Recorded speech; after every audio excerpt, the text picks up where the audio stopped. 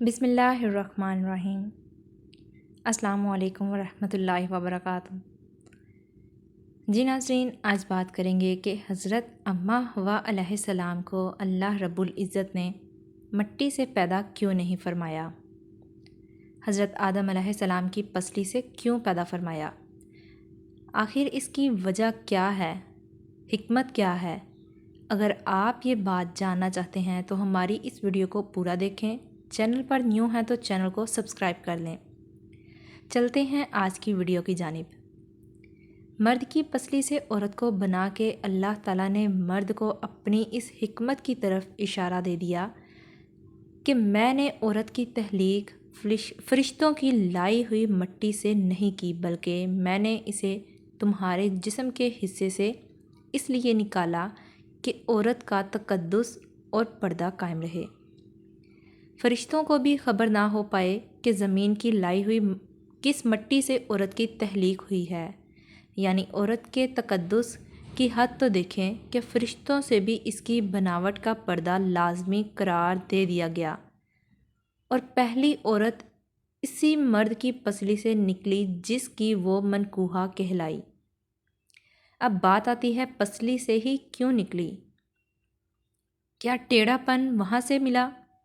نہیں، یہاں بھی حکمت سے خالی بات نہیں۔ انسانی جسم میں دل اور بہت سے نازک حصے ہیں جو کہ پسلی کے پیچھے چھپے ہوئے ہیں، یعنی پسلی ایک ڈال ہے۔ ان نازک حصوں کے لیے تو اللہ پاک نے عورت کو پسلی سے نکال کے یہ نہیں بتایا کہ عورت میں ٹیڑھا پن ہے، بلکہ اس نے عورت کو پسلی سے تخلیق کر کے یہ بات سمجھا دی ہے کہ عورت وقت آنے پر ڈال بھی بن سکتی ہے۔ عورت ماں، بہن ہے، بیٹی اور بیوی بھی ہے۔ کسی کی عزت کو مت اچھالیں، جتنا ہو سکے ہر بات میں مثبت پہلو تلاش کریں، منفی پہلو نکال کے اس کی تخلیق اور بنائی ہوئی چیزوں کا مذاق نہ بنائیں۔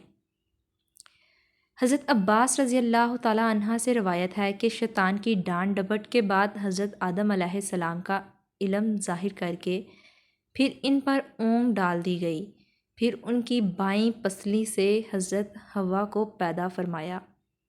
تفسیر عزیزی میں ہے کہ فرشتوں نے حضرت آدم علیہ السلام کی پسلی کو چیر کر حضرت حوا کو نکالا، پھر پسلی کو سی دیا، اور آدم کو خبر بھی نہ ہوئی۔ جب حضرت آدم علیہ السلام نے آنکھ کھولی تو اپنے خون اور گوشت کی وجہ سے حضرت آدم علیہ السلام کے دل میں حضرت اماں حوا علیہ السلام سے انس اور محبت پیدا ہو گئی۔ پھر پروردگار عالم جل جلالہ کے حکم سے فرشتوں نے حضرت آدم علیہ السلام سے جناب سرور عالم صلی اللہ علیہ وآلہ وسلم پر 10 دفعہ درود شریف پڑھایا۔ پھر پروردگار عالم جل جلالہ نے انہیں آدم علیہ السلام کے نکاح میں دے دیا۔ حضرت ابو ہریرہ رضی اللہ عنہ نبی اکرم صلی اللہ علیہ وآلہ وسلم کا یہ فرمان نقل کرتے ہیں کہ جو شخص اللہ تعالیٰ اور آخرت کے دن پر ایمان رکھتا ہو وہ اپنے پڑوسی کو اذیت نہ پہنچائے، اور خواتین کے بارے میں بلائی کی وصیت قبول کرو۔